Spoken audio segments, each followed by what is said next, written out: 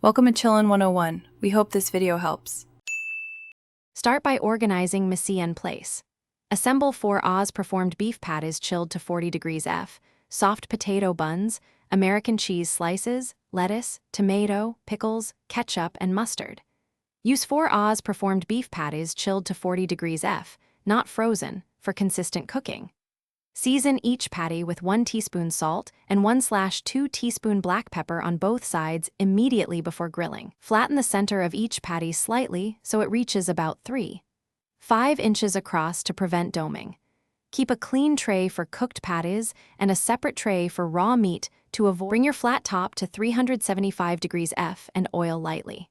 Grill patties on a flat top at 375 degrees F for about 3 minutes per side for medium doneness, flipping once. Internal temperature should reach 155 degrees F, then rest to 160 degrees F. Toast buns face down on the griddle with a light smear of butter for 30 to 45 seconds until golden. Add 1 slice of American cheese to the hot patty and hold under a tent for 15 to 20 seconds to melt. Maintain small batches to keep the griddle temperature steady and avoid overcrowding. Assemble with a consistent order to match expected taste and texture.